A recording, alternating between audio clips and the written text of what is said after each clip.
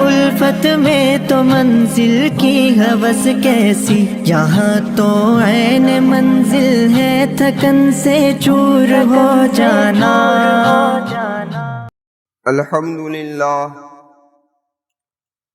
الحمدللہ رب العالمین، والصلاة والسلام علی سید المرسلین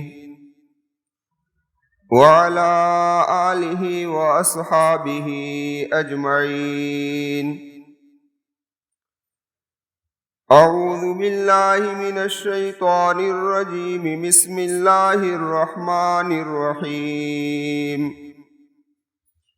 یسألونک عن الساعة ایان مرساها قل انما علمها عند ربی لا یجلیها لوقتها الا هو، صدق اللہ العظیم۔ معزز سامعین کرام اور پردہ نشین خواتین، آقائے مکی و مدنی محمد الرسول اللہ صلی اللہ علیہ وسلم نے دجال کے حالات کو جس طریقے سے تفصیل سے بیان کیا، اس طریقے سے کسی نبی نے بیان نہیں فرمایا۔ یہاں تک کہ دجال کا حلیہ، اس کی شکل و صورت، اس زمین پر آ کر وہ کتنا قیام کرے گا، اس کے نکلنے کا وقت کب ہوگا، وہ کہاں ہے، اور کس جگہ پر حضرت عیسیٰ علیہ السلام اس کو قتل کریں گے، یہ سارا کے سارا نقشہ محمد رسول اللہ صلی اللہ علیہ وسلم نے ہمیں بتایا، تاکہ لوگ دجال کے فتنے سے، اس کے فریب سے آسانی کے ساتھ بچ سکے اور اپنے ایمان کی حفاظت کر سکے۔ اللہ تبارک و تعالیٰ سے دعا کرتا ہوں، اللہ ہم تمام کو بھی اور ہماری نسلوں کو بھی دجال کے فتنے سے حفاظت فرمائے۔ خیر، اللہ کے محبوب صلی اللہ علیہ وسلم نے، متفق روایت ہے، بخاری میں بھی ہے، مسلم میں بھی ہے، کہ میرے آقا نے فرمایا کہ ان اللہ لا یخفی علیکم، کہ اللہ کی ذات تم سے مخفی نہیں ہے، یعنی چھپی ہوئی نہیں ہے کہ تم اس کو جانتے نہ ہو، پہچانتے نہ ہو، ایسا نہیں ہے۔ ان اللہ لیس بِأَعْوَرَ، تمہارا رب کانا نہیں ہے۔ وَإِنَّ الْمَسِيحَ الدَّجَّالَ أَعْوَرُ عَيْنِ الْيُمْنَى، میرے آقا نے فرمایا کہ یہ مسیح دجال جو ہے وہ دانی آنکھ کا کانا ہوگا، کأن عینہ عنبۃ طافیۃ، اور اس کی آنکھ یعنی اس کی دائیں آنکھ جو کانی ہے وہ اس طریقے سے ہوگی جیسے انگور کا دانہ ابلا ہوا ہو، انگور کا کوئی گوچھا ہو اور اس گوچھے کے اندر بعد انگور باہر نکلی ہوئی ہوتی ہے، تو کہ اس طریقے سے اس کی آنکھ ہو۔ دیکھیے اللہ کے محبوب صلی اللہ علیہ وسلم نے اس کا حلیہ بیان فرمایا۔ اب اس حدیث کے ضمن کے اندر کچھ باتیں عرض کرنی ہے۔ ان میں سے پہلی بات تو یہ ہے کہ اللہ کے محبوب نے فرمایا کہ ان اللہ لا یخفی علیکم، تمہارا رب تم سے چھپا ہوا نہیں ہے، یعنی شریعت کی باتوں کی روشنی میں تم اپنے رب کو پہچانتے ہو، اس کی ذات کو، اس کی صفات کاملہ کے ساتھ تم اس کو پہچانتے ہو۔ اللہ کے محبوب کا یہ لفظ اس لیے ہے کہ دیکھو جب یہ دجال آئے گا تو بہت ہی بڑا فتنہ قائم کرے گا اور تمہیں تمہارے رب کے بارے میں بھی گمراہ کرے گا، اس لیے میں اس کا حلیہ بیان کر دیتا ہوں تاکہ تم اس گمراہی سے بچ جاؤ۔ پھر اللہ فرماتا ہے، یعنی اللہ کے محبوب نے فرمایا کہ ان اللہ لیس بِأَعْوَرَ، تمہارا رب کانا نہیں ہے۔ کیا نہیں ہے؟ تمہارا رب کانا نہیں ہے۔ کہنے کا مقصد ہرگز یہاں پر یہ نہیں ہے کہ اللہ تبارک و تعالیٰ کی کسی جسمانی عضو کو بیان کیا جائے، اور اس عضو کو صحیح سالم ہونا بیان کیا جائے. یعنی یہ مقصد نہیں ہے نعوذ باللہ کہ اللہ کی آنکھ ہے اور صحیح سالم ہے، یہ مقصد نہیں ہے. مقصد یہ ہے اس جملے کا کہ اللہ تبارک و تعالیٰ کی ذات اور صفات ہر نقص سے اور ہر عیب سے پاک و صاف ہے. اس کا کوئی جسم ہی نہیں ہے، نہ اس کا ہاتھ ہے نہ پیر. سمجھ میں آئی بات؟ تو اس جملے کے اندر اللہ کے محبوب صلی اللہ علیہ وسلم یہ سمجھا رہے ہیں کہ ان اللہ لیس بِأَعْوَرَ. اب جو یہ وَإِنَّ الْمَسِيحَ الدَّجَّالِ کہ مسیح الدجال جو ہے اعور عین الیمنا، یہ دانی آنکھ کا کانا ہوگا. دیکھیے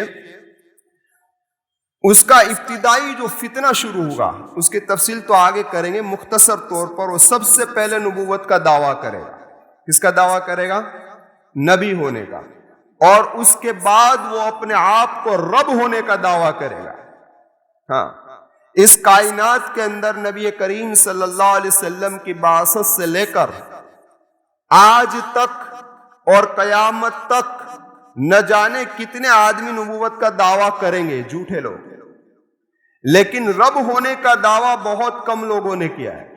ان میں سے ایک تو مشہور ہے، کس نے کیا تھا بھائی؟ فرعون نے کیا.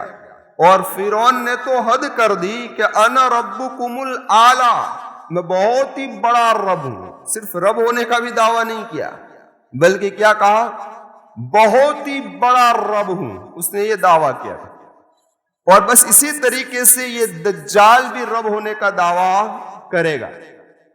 جس طریقے سے میں نے ابھی کہا کہ نبی ہونے کا دعویٰ بہت ساروں نے کیا.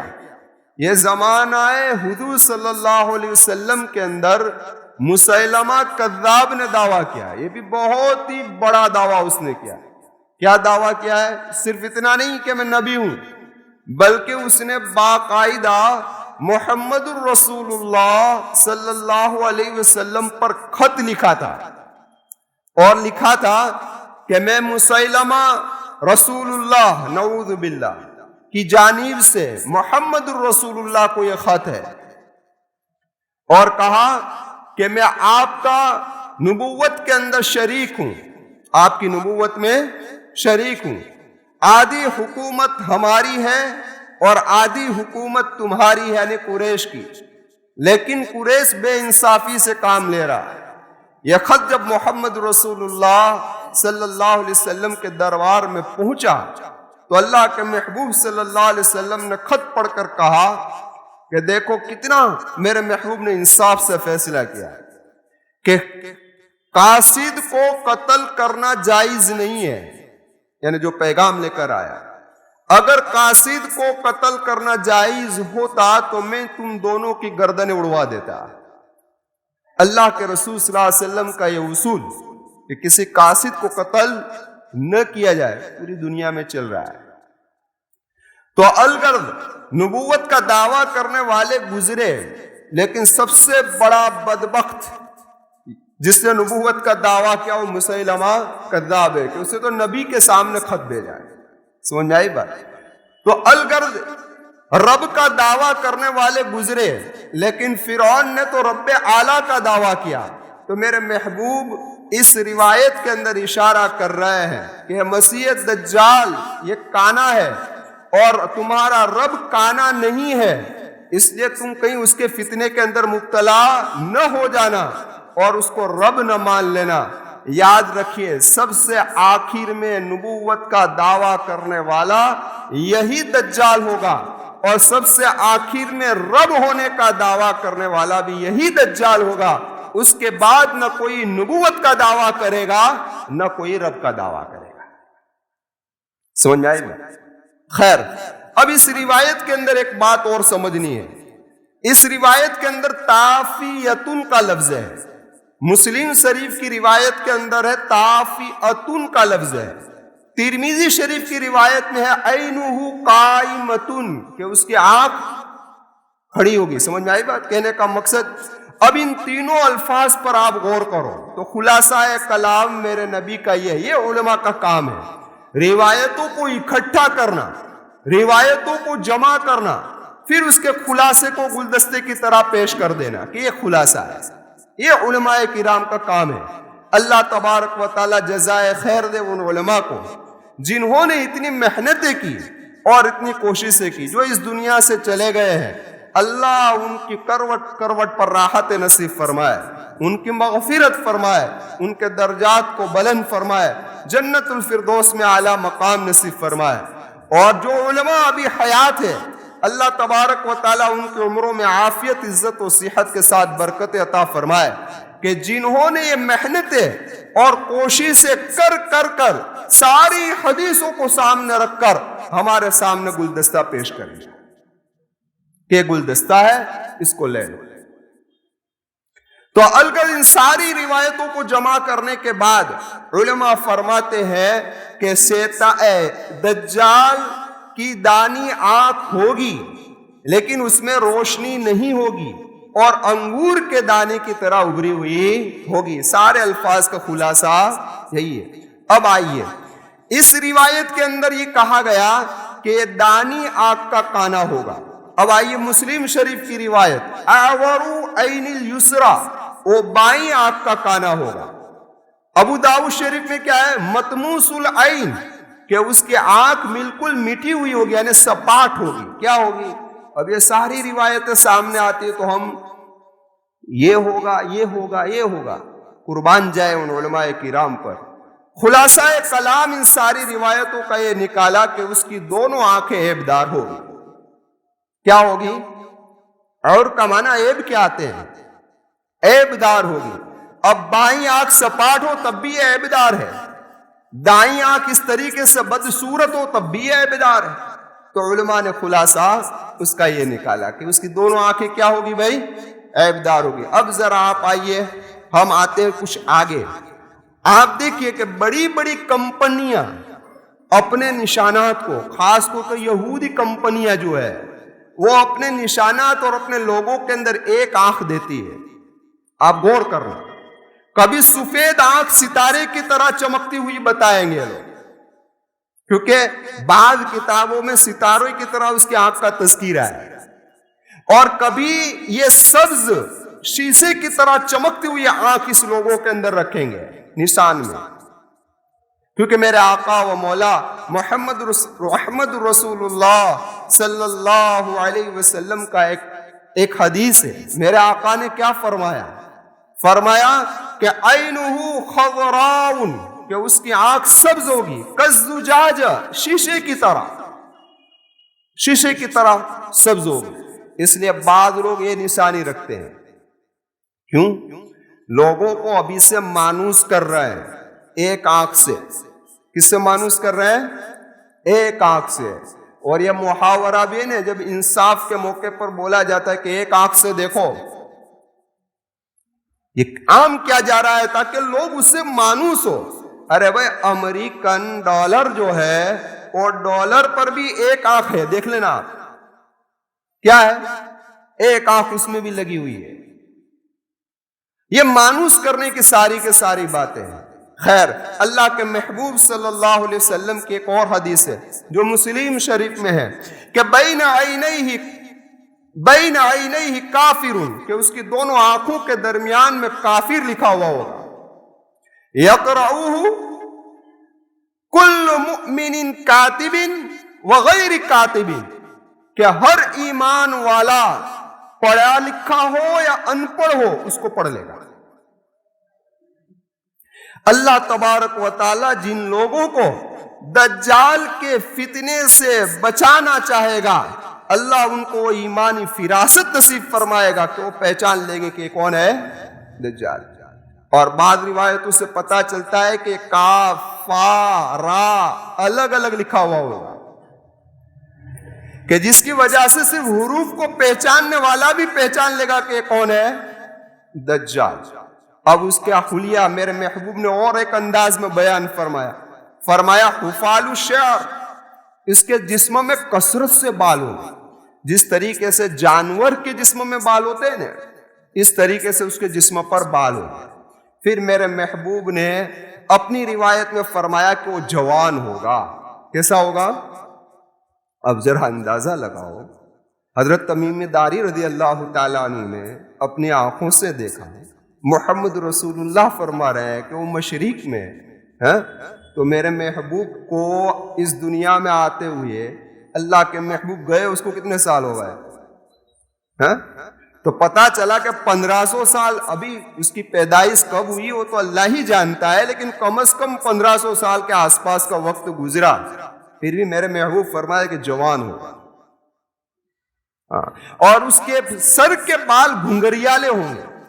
روایتوں کے اندر جو الفاظ آئے جس سے پتہ یہ چلتا ہے کہ اس کے بال انتہائی گھنگریالے، بے رونق، کہ جس کے اندر کوئی رونق ہوگی نہیں، اور پیچھے جو بال ہوں گے وہ گچھو والے ہوں گے، اور پیچھے والا حصہ جو ہوگا اس کا سر کا وہ ٹکا ہوگا۔ کیا ہوگا؟ ٹکا ہوگا۔ اب ذرا آپ اس پر غور کریں، سوچیں۔ اب ہم آتے ہیں ہمارے زمانے میں، مشہور جو کمپنیاں ہیں وہ اس ہیئر اسٹائل کو میدان میں لا رہی ہے، اور آج کا نوجوان بھی اسی کے پیچھے دوڑ رہا ہے۔ سمجھ میں آئے بات؟ یہاں سے صاف، یہاں سے صاف، یہاں سے صاف، یہاں جنگل کھڑا ہے، اور اس کو ایک بڑی فیشن سمجھ رہا ہے۔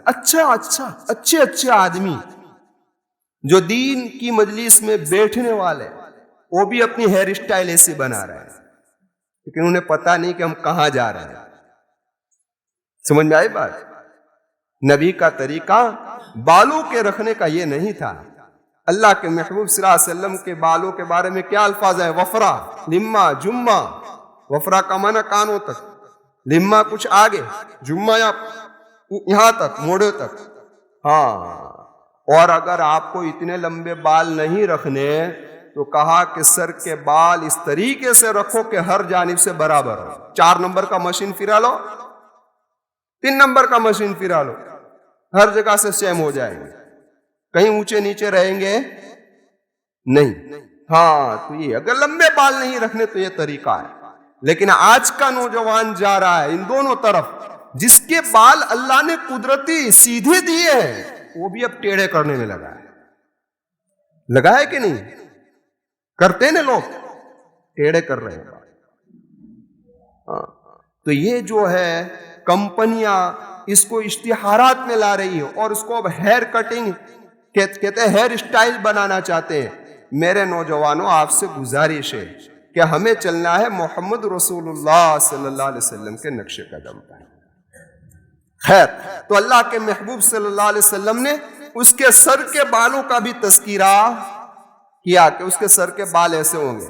پھر میرے محبوب صلی اللہ علیہ وسلم نے ایک روایت میں ہے کہ رجل احمر، کہ سرخ رنگ کا ہوگا، جسیم، بڑا جسم والا ہوگا، معمولی سا نہیں ہوگا، بڑا جسم والا ہوگا۔ اور ایک روایت کے اندر ہے قصیر افیا، پشت قد کا ہوگا، افیا کا معنی ٹیڑھے پاؤں والا ہوگا۔ اور مسلم شریف کی روایت کے اندر ہے کہ لا یولد لہ، یہ اس کی کوئی اولاد ہوگی کوئی بغیر اولاد کا، اس قدر جسم رکھنے والا، ایسے بالوں والا، اتنا صاف لیا تو کسی نبی نے نہیں بتایا ہوگا جو محمد رسول اللہ صلی اللہ علیہ وسلم، تاکہ میری امت کہیں گمراہی کے اندر مبتلا نہ ہو جائے، تاکہ میرے، اور یہ فتنہ کوئی معمولی فتنہ نہیں ہوگا۔ ہر آدمی کو اپنی ذات بچانے کے لالے ہوں گے، اتنا سخت فتنہ ہوگا۔ پھر بات کریں گے انشاءاللہ آئندہ مجلس کے اندر کہ خود نبی نے حالت نماز میں اس فتنے سے بچنے کی دعا کی ہے، اس فتنے سے حالت نماز میں۔ انشاءاللہ پھر اس پر کلام کریں گے، ابھی وقت بھی نہیں ہے۔ تو میں عرض کر رہا تھا کہ اللہ کے محبوب صلی اللہ علیہ وسلم نے اس کا پورا حلیہ بیان کر کے رکھ دیا۔ اب میرے محبوب فرماتے ہیں کب نکلے گا؟ اس کو کوئی چیز غصہ دلا دے گا، اس لیے وہ انتہائی غصے کی حالت میں نکلے گا۔ بغضبۃ یغضبها، مسلم شریف کے الفاظ ہیں۔ غصے کی حالت میں وہ ظاہر ہوگا۔ اب کہاں سے ظاہر ہوگا؟ تو میرے محبوب ایک روایت میں فرماتے ہیں کہ بین الشام والعراق، شام اور عراق کے درمیان کی ایک گھاٹی سے نکلے گا۔ لیکن آپ ذہن کی حاضری کے ساتھ ایک بات سمجھ لیجیے، یہ بھی علماءوں کا کام ہے، ان مجتہدین کا اور ان علماءوں کا، کہ جنہوں نے ان ساری روایتوں کو کس طریقے سے پیش کیا۔ فرمایا کہ دجال کا نکلنا ایک ہے مسلمانوں کے خلاف نکلنا، مسلمانوں کے مقابلے میں نکلنا، اور ایک ہے اس کا صرف ظاہر ہو جانا، وہ نکل آیا۔ یہ دو الگ الگ چیزیں۔ مسلمانوں کے مقابلے میں وہ خراسان سے نکلے گا، سمجھ آئی بات؟ اور اس کا عام ظہور جو ہوگا وہ شام اور عراق کے درمیان میں سے ہوگا۔ اب آئیے، پوری حدیثوں میں جب نظر ڈالتے ہیں تو اس کے نکلنے کی جگہ 4 بتائی جاتی ہے۔ کتنی؟ ایک بتایا بین الشام والعراق، کہ وہ شام اور عراق کے درمیان سے نکلے گا۔ ایک میں بتایا کہ وہ مشرق سے نکلے گا، یعنی کہ خراسان سے۔ ایک میں بتایا کہ وہ اصبہان کے یہودیہ مقام پر، 3۔ اور چوتھا بتایا کہ وہ خوز و کرمان سے نکلے گا۔ کتنے اقوال ہوئے؟ 4۔ اب علماء نے ان چاروں کی تطبیق دی کہ سب سے پہلے اس کا ظہور تو جو ہوگا، کہ جب لوگوں میں مشہور نہیں ہوگا، وہ اس وقت شام اور عراق کے درمیان سے نکلے گا۔ تب اتنا مشہور نہیں ہوگا لیکن وہاں نبوت کا دعویٰ کرے گا۔ پھر وہاں سے ہوتا ہوا وہ آئے گا اصفہان میں، یہودیہ کے اندر، ایک بستی کے اندر وہ آئے گا۔ وہاں وہ رب ہونے کا دعویٰ کرے گا، اور وہاں 70,000 یہودی جو اس کے مددگار ہیں، وہ اس کے منتظر ہیں، وہ اس کے ساتھ ہو جائیں گے۔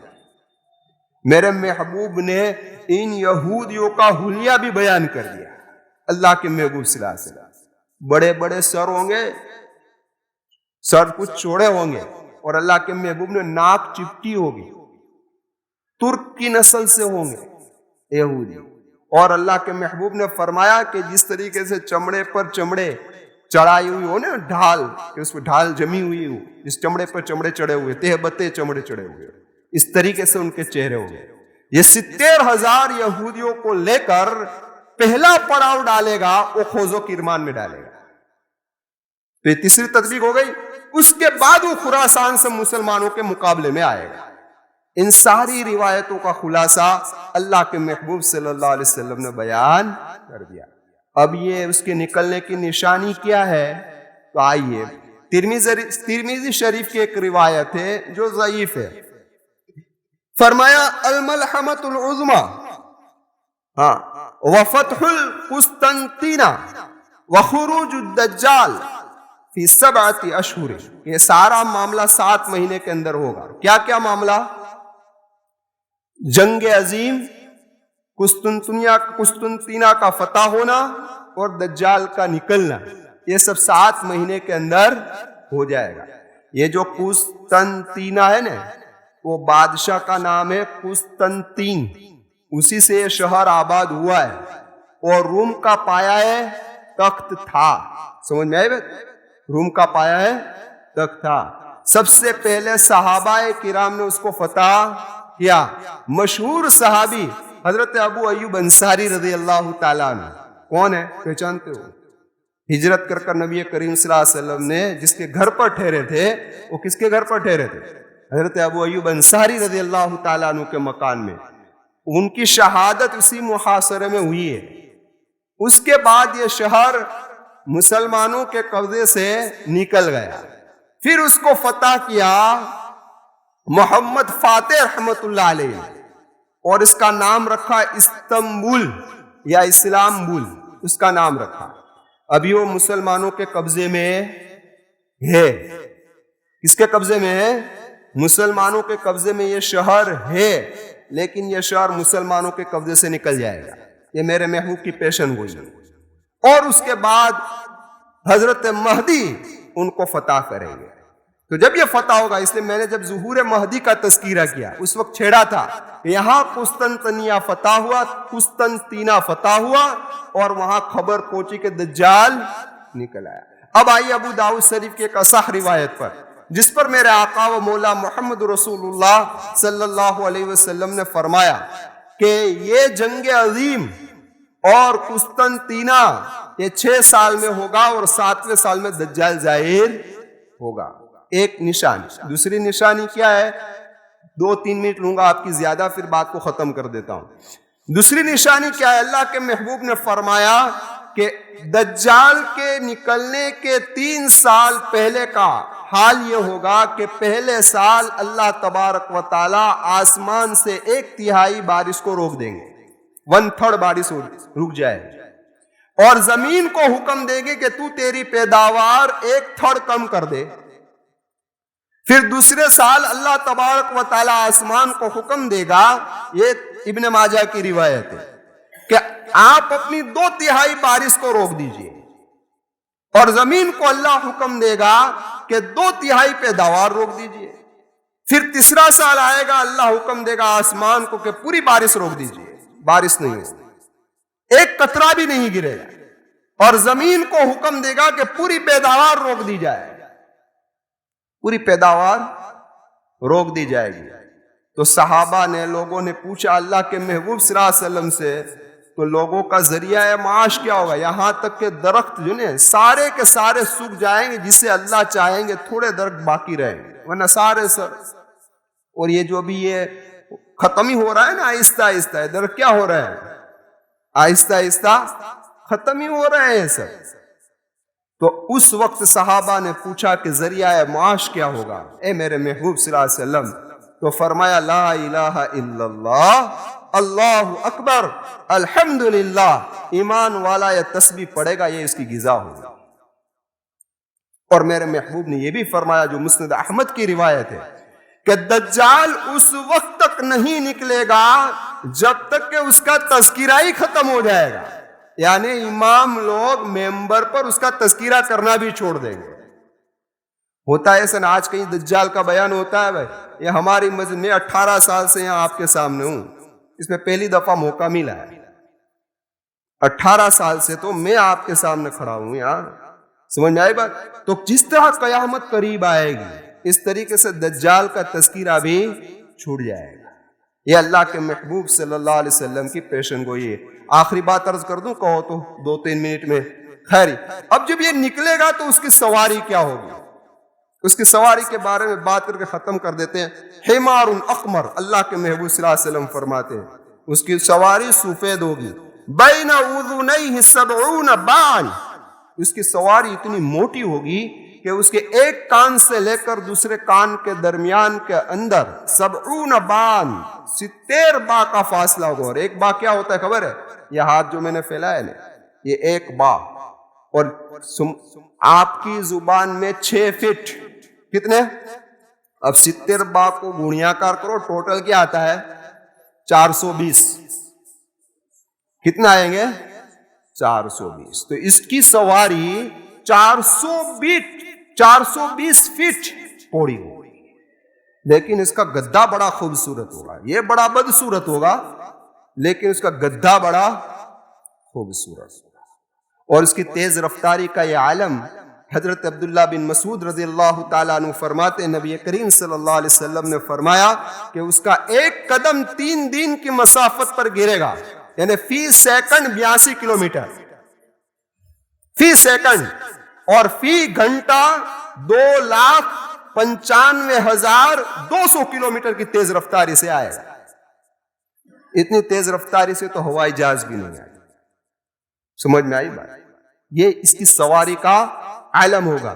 اور میرے آقا نے ایک روایت میں فرمایا کہ وہ اپنی سواری کے اندر سمندر کے اندر اس طریقے سے چلا جائے گا جس طریقے سے تم گھوڑے پر سوار ہو کر چھوٹی نالی کے اندر گھس جاتے ہو.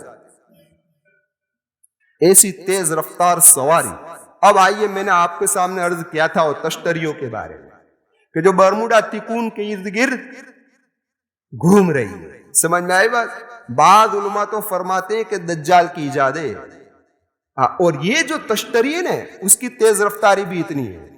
مشاہدے میں آیا ہے، دیکھنے میں آیا، دیکھنے والوں نے دیکھا ہے کہ وہ سمندر کے اندر 27,000 فٹ نیچے دیکھی گئی ہے، یعنی وہ بھی سمندر میں جانے کی صلاحیت رکھتی ہے.